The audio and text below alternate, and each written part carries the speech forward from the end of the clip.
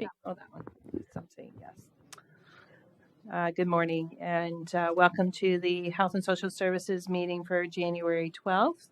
And we're going to first start out with the roll call. And if you could press that you're here.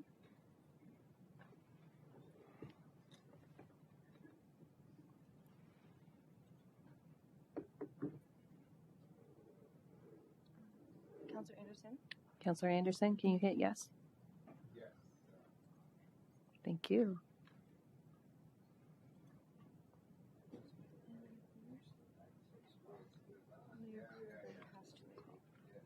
Mayor Carter, could you also accept that you're here? Okay, he did. Okay, thank you very much. Got everybody? Okay, perfect. Now we're moving on to declarations of interest. Is there any declarations of interest? And seeing none, I need a mover for the adoption of the minutes for December 8th.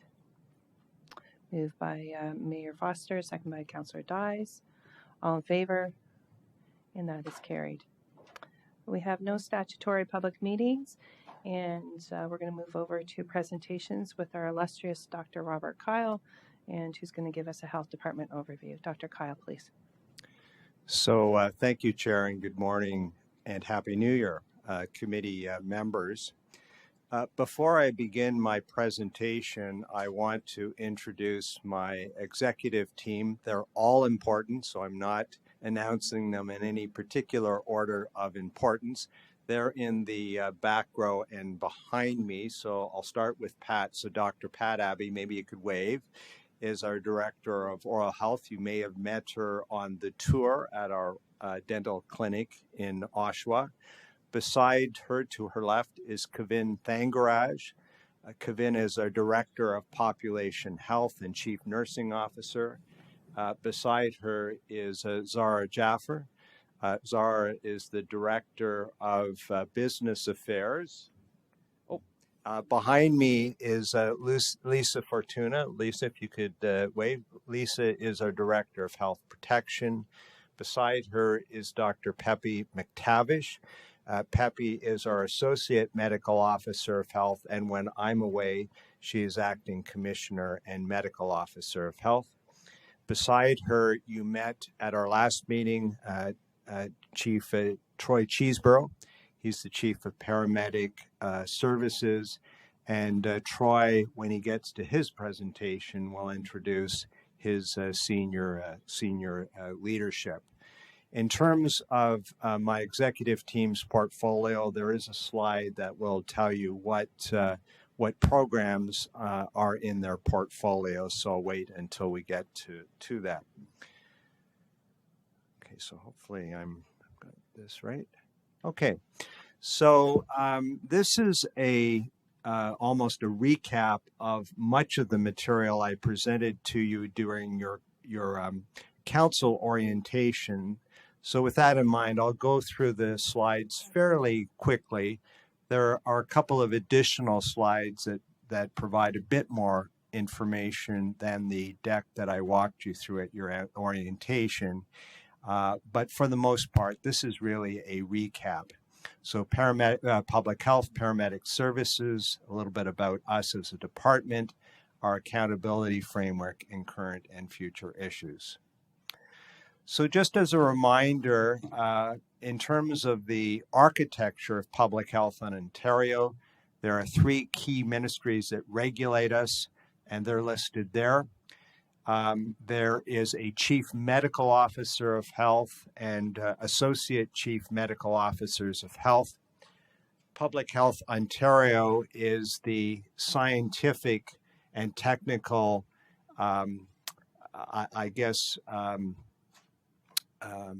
CDC of the North for Ontario.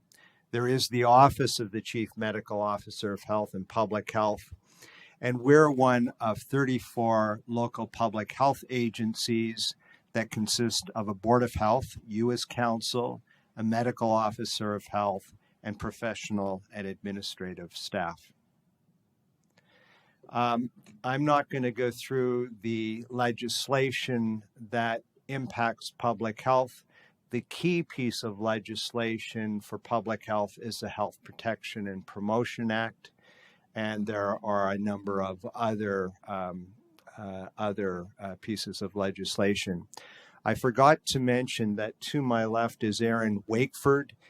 Aaron is acting legal counsel to the Health Department and Social Services Department. So sorry for that, Aaron. Under the Health Protection and Promotion Act, there is a key foundational document, the Ontario Public Health Standards.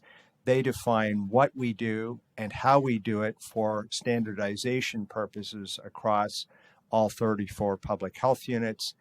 And funds are flowed to us from the province through a public health funding and accountability agreement.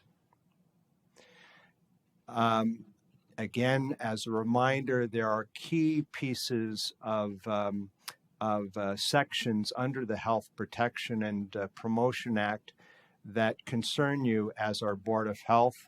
The key sections are listed there, and I'll go through them in a bit more detail. So as our Board of Health, you're responsible for ensuring the provision of mandatory school and optional health programs and services.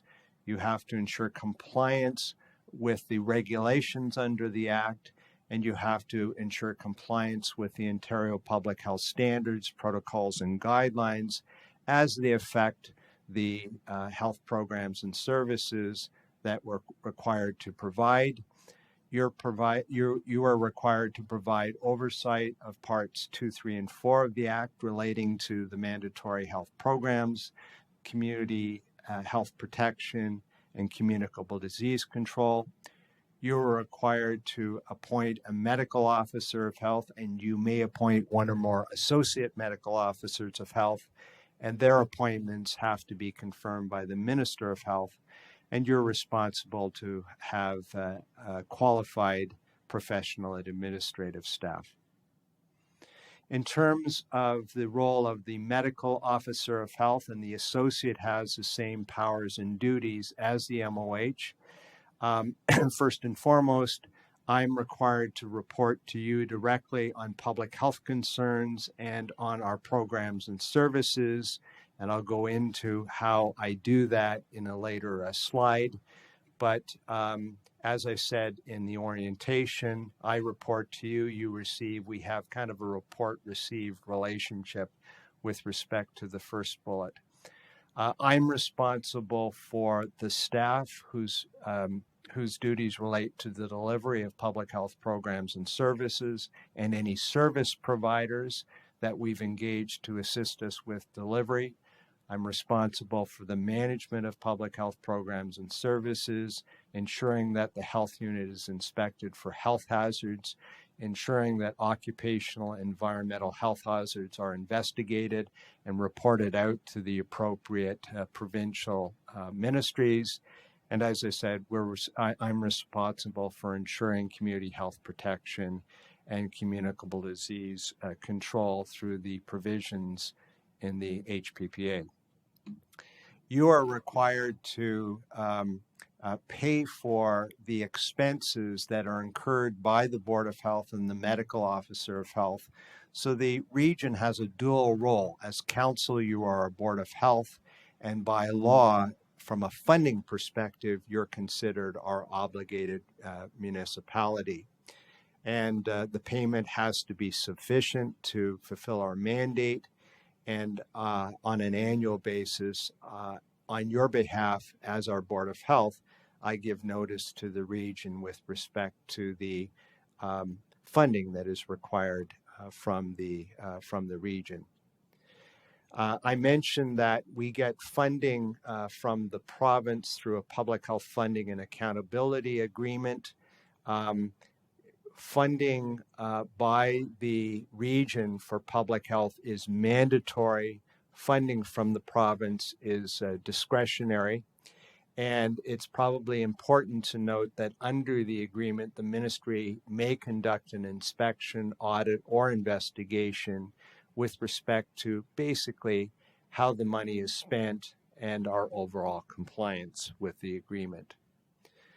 The assessment is a tool in the HPPA that is rarely used, but the minister may appoint inspectors and assessors, again, to ascertain compliance with the Act, regulations, etc.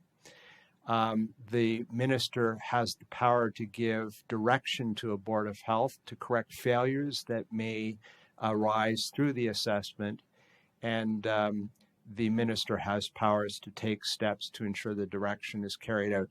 This is rarely used. It was used to basically replace the board and MOH with respect to Algoma Public Health, and many years ago it was used to dismantle the Muskoka Parry Sound Health Unit. So extraordinary powers, rarely used. And there are a number of enforcement provisions related to the previous slide. They're listed there. I'm not going to go into them in any detail, but you need to know that some of these provisions are enforceable under the HPPA. With respect to paramedic services on Ontario, and you'll get more information about this in the next presentation from Chief Cheeseborough, there are 22 central ambulance communication centers, 8 regional base hospitals, and at the bottom, 56 certified land ambulance operators. We, the region, are the certified land ambulance operator for the region of Durham. It's important to note that even though we are the providers of land ambulance services, our fleet and staff are dispatched by the province through the central ambulance communications centers. So by law, as the local land ambulance service provider, you're responsible for costs, for the proper provision of land ambulance services in accordance with community needs. You're responsible for ensuring vehicles, equipment, etc. You need to ensure that as a land ambulance operator, we're certified by the ministry. We need to meet response time performance plans, and there are a number of enforcement provisions under the Ambulance Act.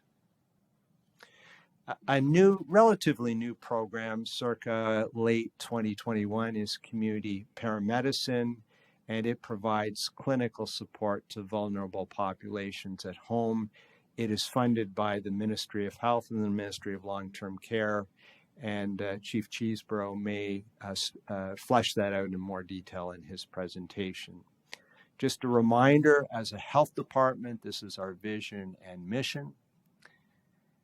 In terms of our organization in 2022, we had just under 725 full-time equivalents.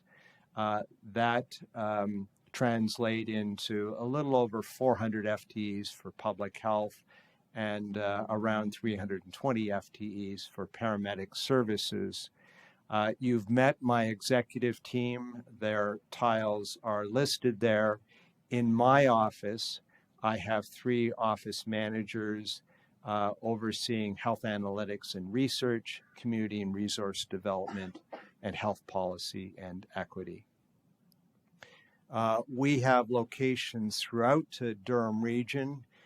We have a headquarters and 11 paramedic stations with 12 to come later this year.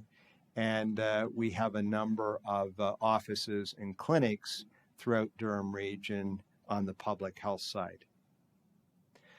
Just to give you a sense of the magnitude of our budget, in 2022, the total budget for paramedic services was just over $59 million. The provincial and regional breakdowns are listed there, and roughly speaking, the cost sharing between the region and the province is about 50-50. The province also provides 100% funded programming with respect to community paramedicine. With respect to public health, the gross budget was just over $54.5 million. The provincial and regional breakdown is listed there. Roughly speaking, the ratio between province and region is about 70-30. We do get 100% funding from the province for the Ontario Seniors Dental Care Program. I mentioned that we have two main vehicles to assist you in fulfilling your statutory duties. One was an online Board of Health manual you can get at durham.ca/Board of Health manual, all one word. This is one of the assets that's under the General Information tab, and it just lists the programs that fall under the portfolios of my executive team. There is another page to this placemat, and it provides a narrative as to what these programs are all about, so it's probably worth a look. The Board of Health Manual really is the repository for our foundational documents. I mentioned as well that in addition to the Board of Health Manual, the other main vehicle is our accountability framework, and we have two streams. One is program planning and evaluation, which I'll touch upon here, and the other is reporting. So I'm only going to mention a couple of the bullets in this slide. So I mentioned at our last meeting that for most of 2022, we spent time as a department preparing for accreditation. I'm pleased to report that yesterday we were notified that we have been reaccredited under the Accreditation Canada Cumentum program.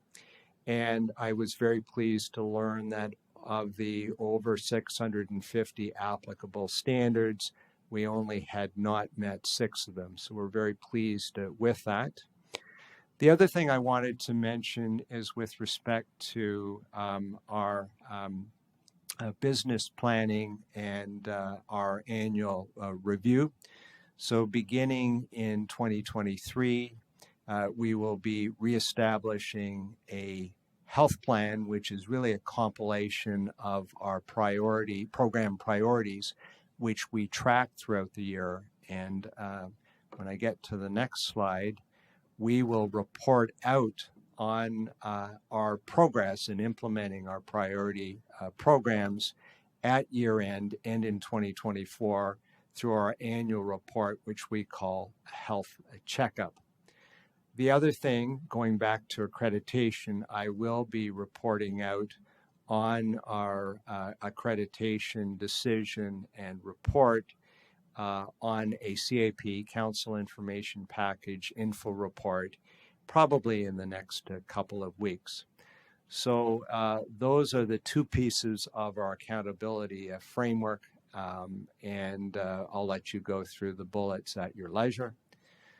Finally, there are a number of current and future issues that we're tackling. Let me just mention 2 of them. So as you know, climate change is the existential issue of our times. So later on this year, we expect to be issuing some health vulnerability reports, a series related to climate change. And I understand we've been doing that work in concert with the CAO's office. The other thing I wanted to mention is the disruption caused by the pandemic really has taken a huge toll on our entire team. I know it has widespread impacts throughout the region as a whole, and it's had huge impacts on the health sector. So health human resources is a top priority for us, not only in terms of recovering from the burnout that the pandemic has caused my team and I, but also with respect to the attraction and retention of staff. Those are a couple of the top issues on the public health side of the ledger, and I know Chief Chewsborough will be getting into a couple on his side. They include offload delay and the full implementation of community paramedicine. We will be reporting out on our priorities when we report out on our health business plans and budget, and that will be coming to you in your March committee meeting cycle. And I would be remiss in not mentioning that we will be reporting out probably in your February cycle as a committee of the whole on an implementation plan for the Paramedic Services Master Plan that we presented to committee and council last fall. And so if you have any questions about that, Chief Cheeseborough has the best line of sight. So Chair, I'm sorry, and here are just some screenshots of a few resources that may be of use to you, your staff, your municipalities, your teams. This is the Health Department homepage. This is the homepage for health stats in Durham Region, including health neighborhoods. This is the home for Health Department publications. I mentioned Health Checkup, and I mentioned our health plan, which will be posted there. And I think that may be it for me because the slides are not advancing. So, Chair, happy to answer any questions. If committee members have any questions for paramedic services, my advice would be, but I'm in your hands, to wait to hear from Chief Cheeseborough and perhaps wait at the end of his presentation to ask any paramedic services specific questions. Dr. Kyle, thank you very much. We do have one, and Mayor Foster, would you be willing to wait till after the presentation and hold the question, and then we'll allow for Chief Cheeseborough to move forward. But first and foremost, Dr. Kyle, I think on behalf of all of us here, that to the whole team, the work that has been done, especially in the past 3 years, has been commendable, and recognizing the needs and supports and the well-being more so. And we want to thank everyone for their work that they have done. So we appreciate that, and every time you convey that to me, I do convey that to my team, and I know it's very much appreciated. So thank you for that. Yeah. So I'm going to yield the lectern to Chief Cheeseborough, and as I said, he will be introducing his executive team, and so over to you. And I see Deputy Chief Riches has joined us. So, and welcome, Chief. Good morning, Chair and members of committee. I'd just like to take a quick minute to recognize a couple of the senior members of my team as well, so people are aware. I have Acting Deputy Chief Jake Svanda with me today, as well as I have Deputy Chief John Riches. And of course, we have to also take a second to acknowledge the true stars of our division, which are the frontline paramedic staff out there responding day in and day out to deal with the current emergencies, as well as over the past several years of the pandemic. So congratulations to them for all the hard work they've done as well. In addition, I just want to take a quick minute to make an acknowledgement here of someone else in the room. So as many people have probably heard, my Deputy Chief Riches is going to be moving on. He's had the opportunity to assume a role of chief in Waterloo, and I'm very proud of that. He's done a great deal of work here in the region. Certainly during the pandemic, he helped out greatly with the vaccine rollout. He's been kind of my main lead for the a number of committees and positions within this. So he is going to be greatly missed. And I'd like to take a quick second just to acknowledge the time John put in here. He's 26 years in the business and basically with the region since the download. So thank you, John.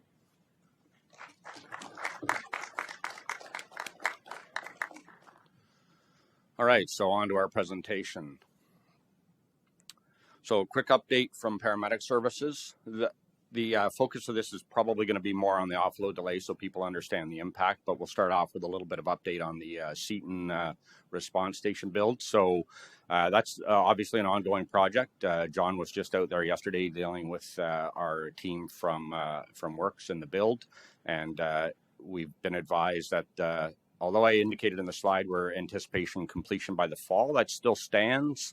However, we're going to have a graduated, I'll call it move into that location to ensure that we can get everything up and running in the appropriate kind of fashion and there are no hiccups along the way. Anytime we have a new build, there's always been a few hiccups. So we anticipate being in there sometime, most likely in around October. And then we'll be in what I would call full rollout from that station, pending any unforeseen delays by January of 24.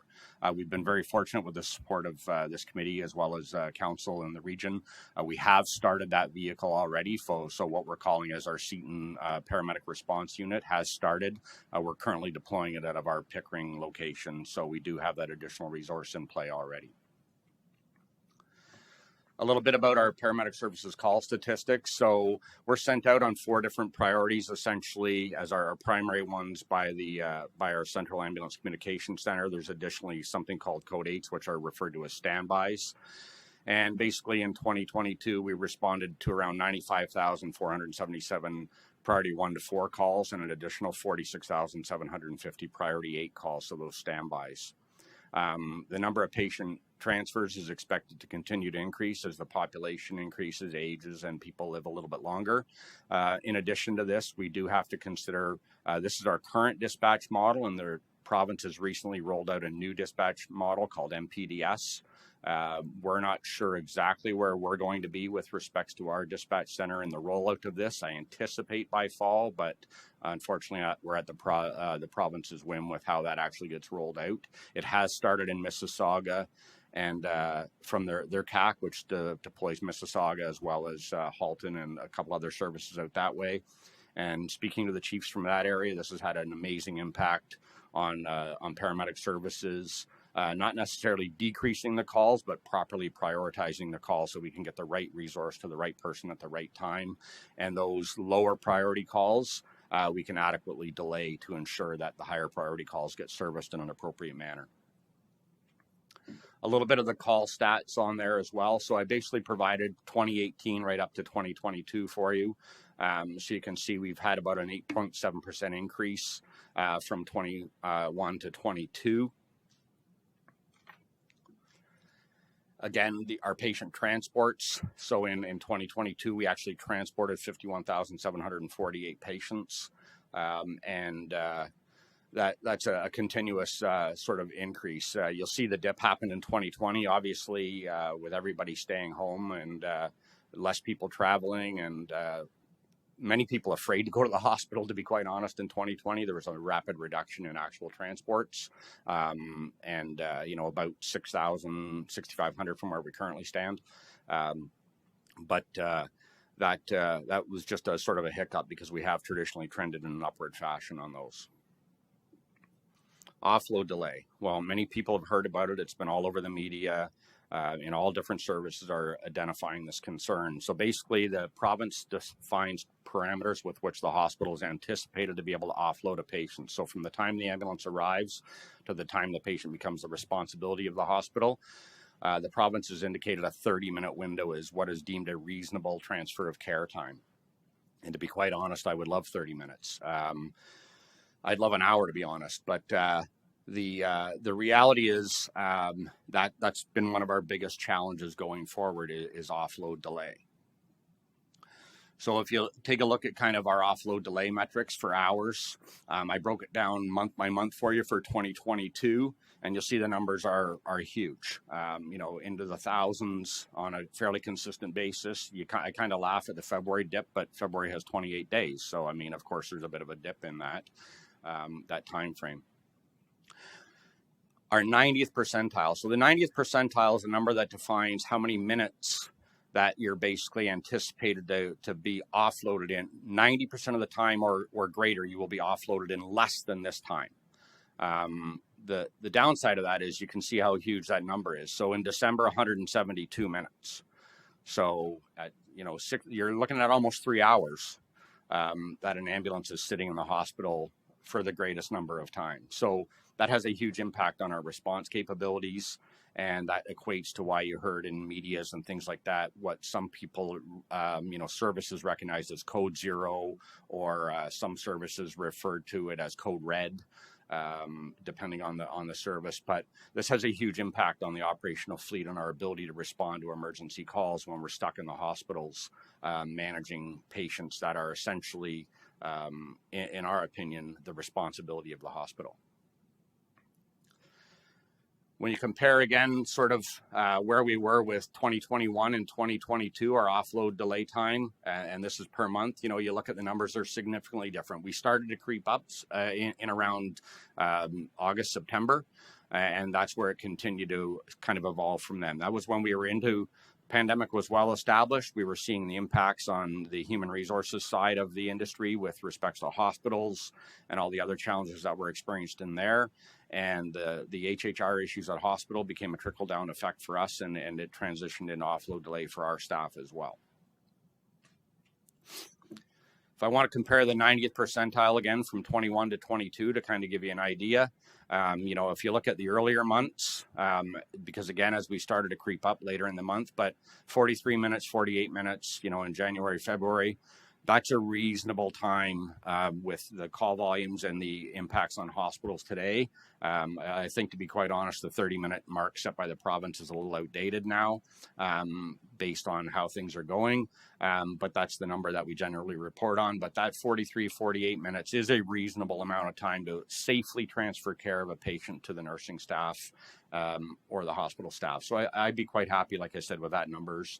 And that didn't have a huge impact on our response capability because crews were getting out. Because again, that's the 90th percentile. So we are getting, there's still some getting out quicker than that, obviously. When I look at costs, this is kind of the depressing part. You know, you look at the cost, and I evaluated this in two separate ways. So the blue line basically is the cost based on the MBN unit hour cost. So I suspect the members here are very familiar with MBN, the municipal benchmarking, and we define a unit hour cost for ambulances through that. There's multiple factors that are looked at. They look at call volume, they look at population, they look at overall operating budgets. A lot of factors are considered into that. So it gives you a cost per unit, and that's all the factors that are considered with operating that vehicle. So it's wear and tear, it's fuel, it's staffing, it's equipment, all those different things. The orange line is simply wages alone. So I basically averaged the wage of the paramedic staff working on that vehicle and took only that and came up with that number. So if you want to look at the numbers in kind of a total value, if we use the MBN in 2022, we're about 8.2 million. It costs this municipality an offload delay. And if we use wages only, it's still about a 3.1 million cost to this municipality for our offload delays at the hospital. So it's a significant number, and it's dramatically impacting our operations side. As far as a provincial update, what's going on provincially. So our regional chair and CEO continue to support RDPS in meetings with the hospital partners as we attempt to mitigate offload delay. The hospital has went to a third-party consultant to provide some insight and direction, and my team has been working with that agency to try to provide some solutions that we can jointly work on to try to mitigate some of these. The HHR issues continue to be a challenge, not only in our division, but across hospitals as well. So we are working towards that, and we recognize that is part of the problem. But there's many other solutions that can be initiated to try to mitigate some of these challenges as identified by other municipalities surrounding us. Places like, for example, York. There's a couple of hospitals in York that essentially have virtually no offload delay. You know, their volumes are almost the same as ours. So it's basically strategies that can be initiated, and we can hopefully work with our partners to get that. And again, we've had great support from our chair and CEO with respects to that. We've received notice that our new provincial radio system is going in and should start to install in our vehicles around April of 23. Interestingly enough, the radios that are currently in our vehicles, the original deployment of those towers was 1967. So I can actually say they're older than me. And then the actual radio units within the vehicle itself, we got those units back in the early 80s. I believe it was 1982. So those radios are still from the early 80s. So it's kind of like we equate it to the Flintstones. It's a little bit of a bird you speak into and he flies over to the next ambulance to communicate. So we're finally getting into new technology. I had lobbied for a long time the province to try to hop onto the regional next gen system. I thought that would have been a great opportunity. And speaking to our next gen partners, they said certainly we have capacity. But the provincial government said, no way, we're not going to share with anybody. We're doing it ourselves, essentially.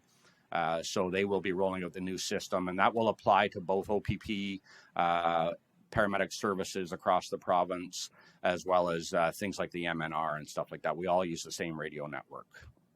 So that'll be beneficial to all of us there. Provincial funding for the community paramedicine program, it's set to continue for now for 23-24. That has provided some positive impact on our staff and on our call volume. It's very minimal on the call volume. People often quote that this will have a dramatic impact on call volumes. It really doesn't, to be quite honest. What it does impact, though, is the individuals that are calling on a consistent basis. So we've had staff that are members that have called 20, 25 times per month are not uncommon. And once we initiated and got them involved in the community paramedicine program, they might call twice now. So those individuals, it's had a huge impact on them. They're living better lives. And at the end of the day, the goal is to make them more comfortable and provide that service and try to keep them out of the hospital system because, it's just there's added stressors on the hospital.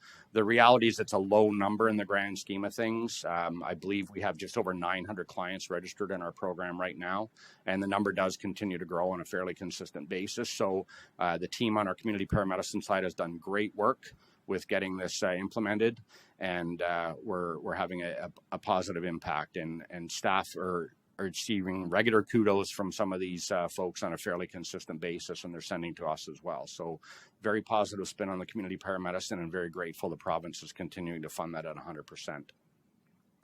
As I mentioned earlier, when I talked about the CTAS piece, the provincial changes to the dispatch center have started. This MPDS it's going to be a color-coded dispatch system. So currently we go priorities 1 through 4 for emergency calls, priority 8 for standbys.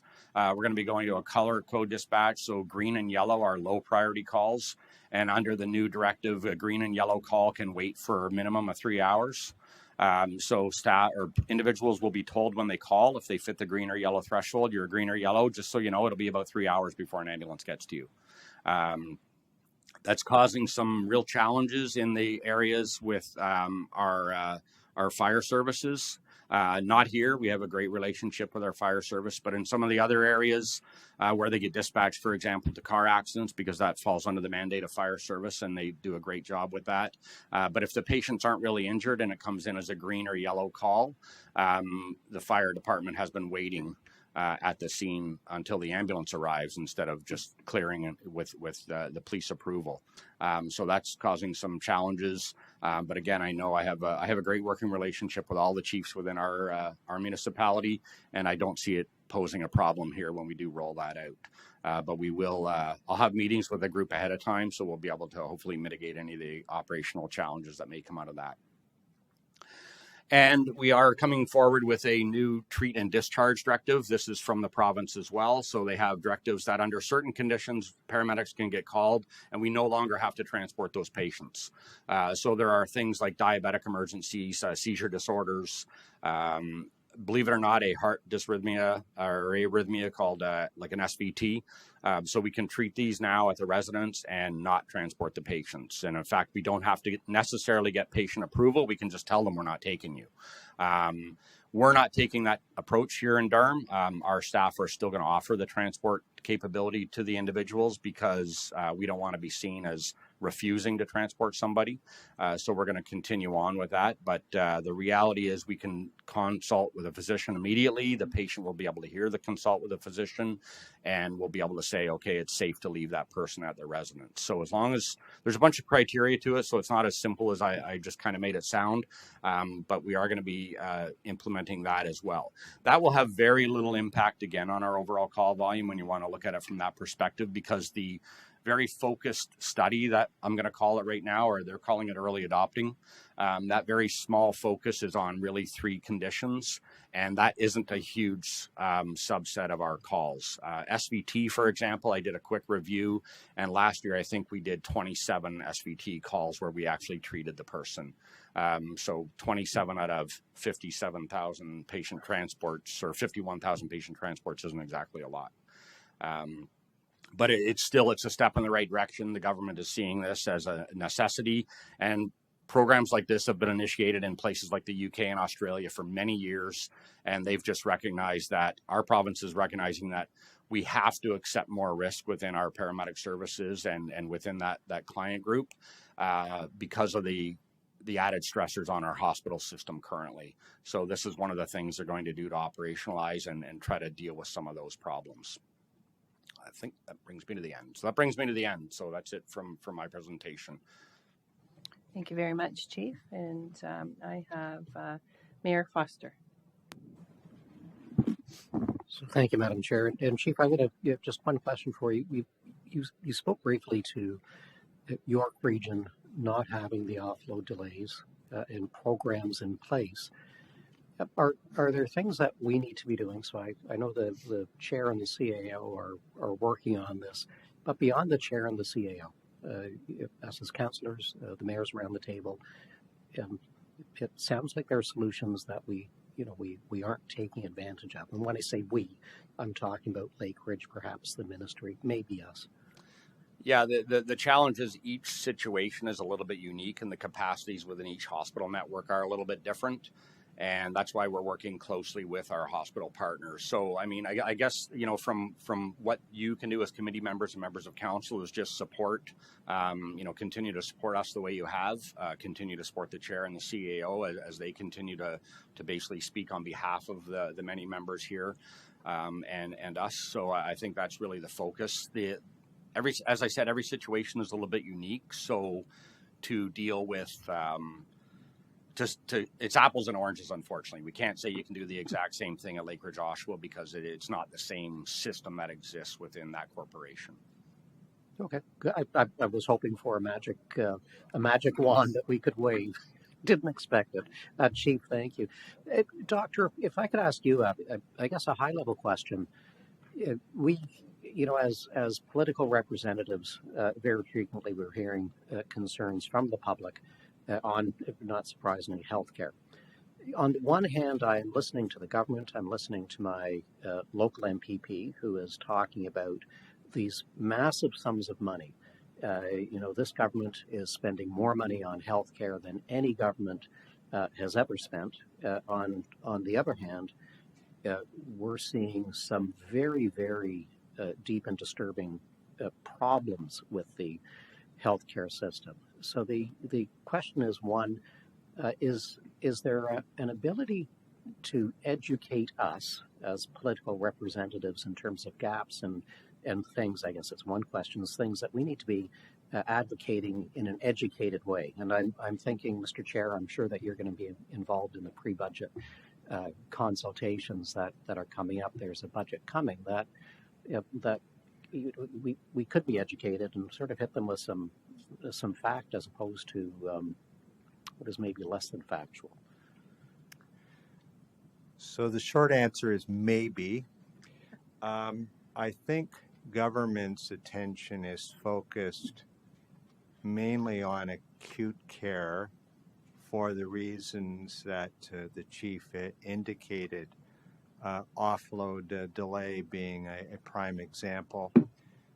There are huge health HR systems across disruptions across the health sector, and the solutions that have been announced by the province don't necessarily impact us. So changes to advance registration of internationally trained nursing and medical graduates, for example, comes to mind. Changes to scopes of practice. So just this week, the scope of practice for pharmacists has changed, which enables them to assess and to treat 13 common ailments. So the problems government is focused on are largely acute care, maybe primary care. What we can educate you on are the problems in our sector. And I think the key problem from an acute care, primary care perspective, you've heard from Chief Cheeseborough, it's offload delay.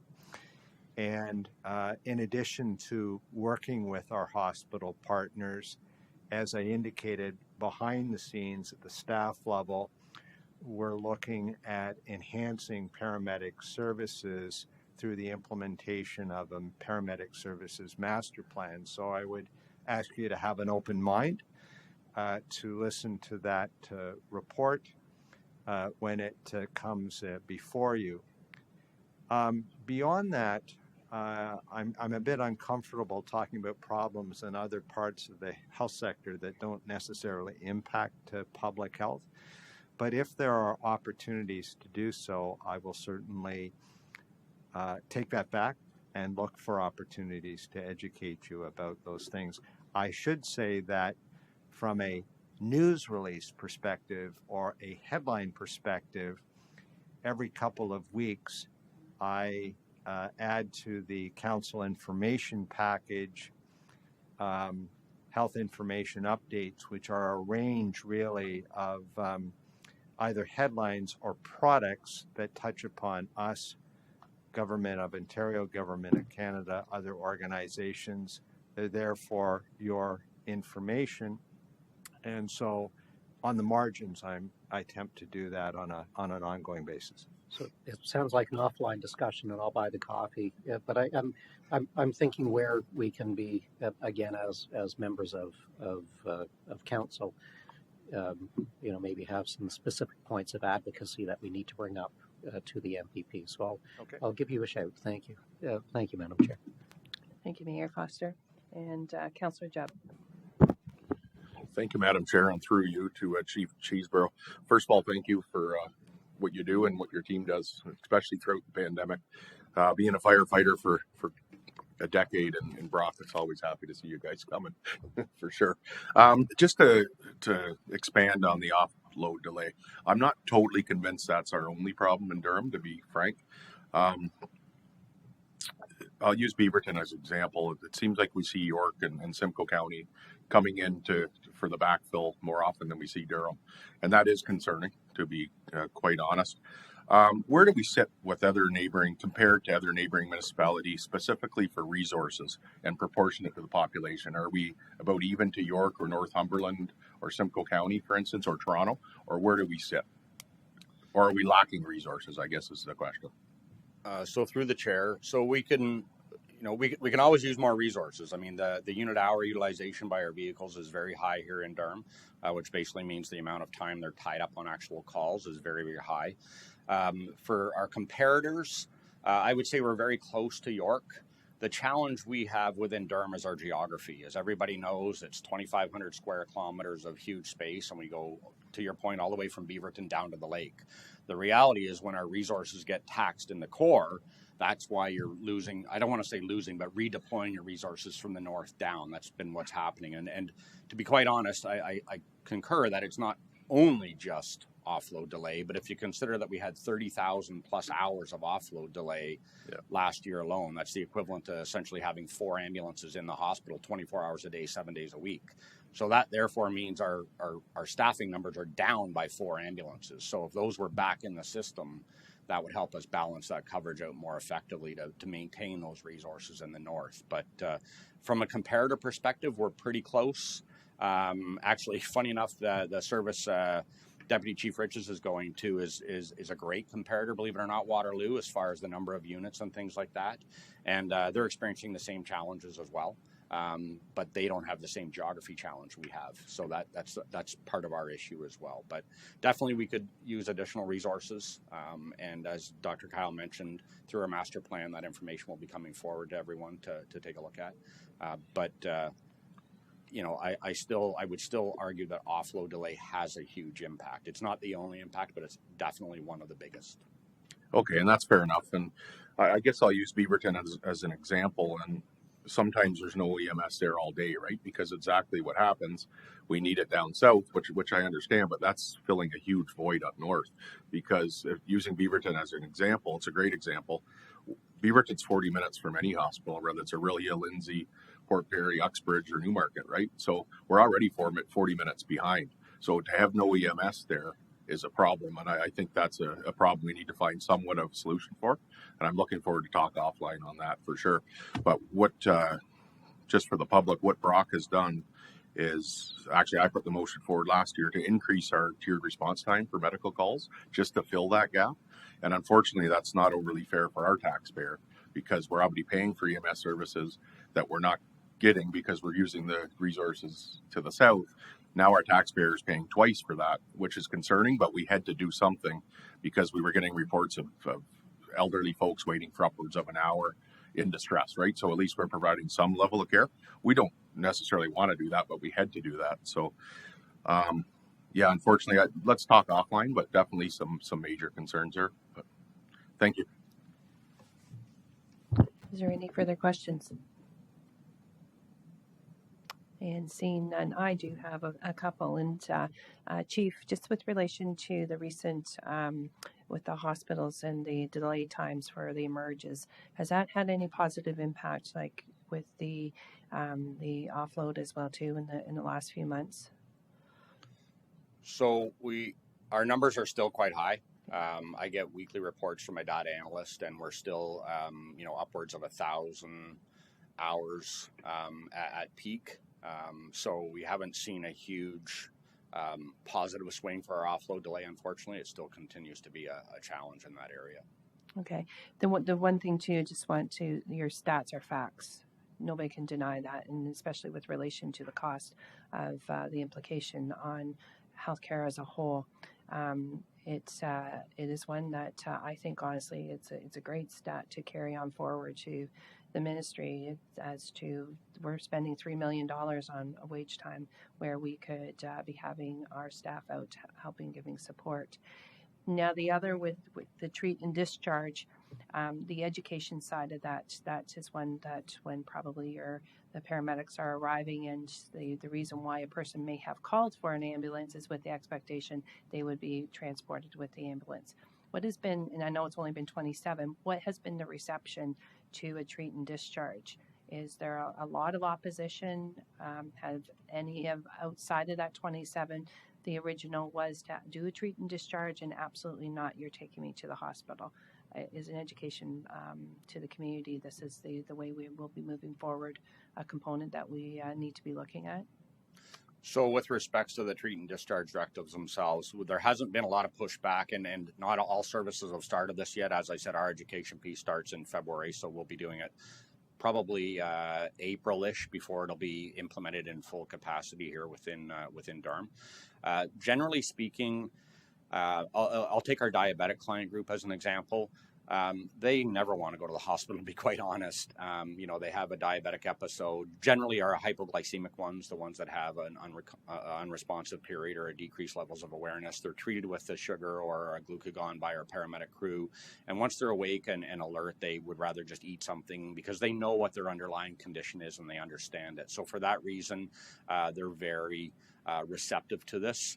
Our SVT group, so that subset of the heart arrhythmia group that I'm talking about, if they're familiar with their own conditions, so there are certain medical conditions that cause that, if they're familiar with it, they're going to be quite receptive to remaining at home, because if we can treat them and they can just stay at home now that their arrhythmia has been fixed, they would stay at home. So I don't think there will be any challenges with the group we're talking about. The challenge will be our seizure group or a post-ictal group.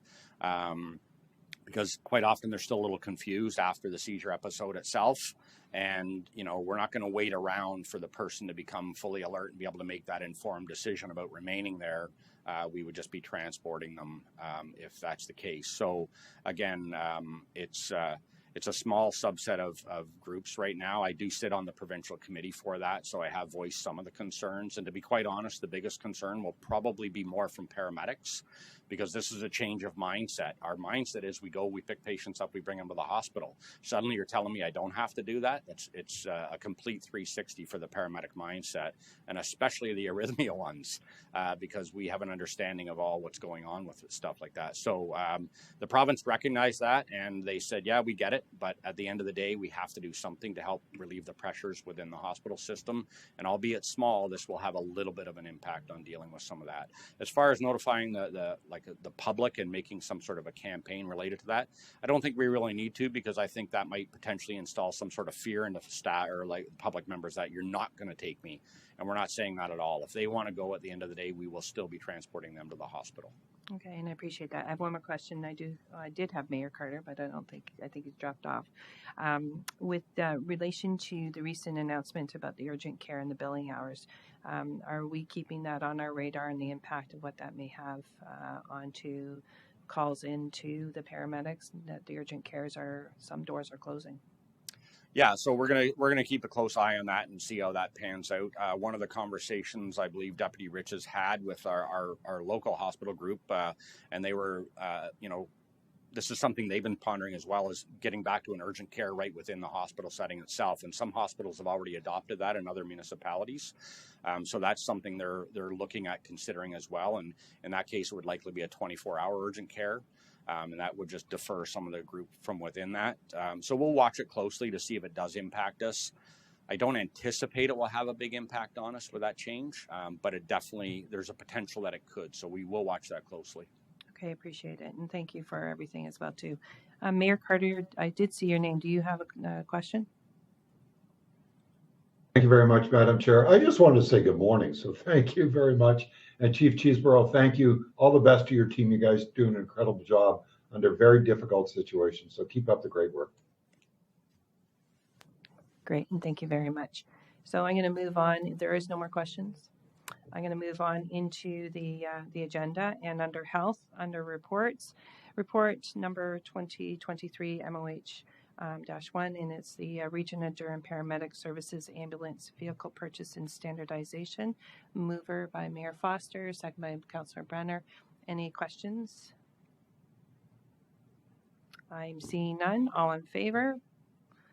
Moving on to social services, we have no correspondence. We have one report, and this is the 2023 pre-budget approval to establish a behavioral supports Ontario virtual mobile team operating out of Fairview Lodge to support the Central East Health Region with funding provided by the Ministry of Long-Term Care. Mover, please, Councillor Brenner, second by Councillor Jubb. Any questions? You are an easy group. All in favor? And our next meeting is February 9th, 2023 at 9:30. I need a mover to adjourn. Mayor Foster, Councillor Anderson, and all in favor. Thank you.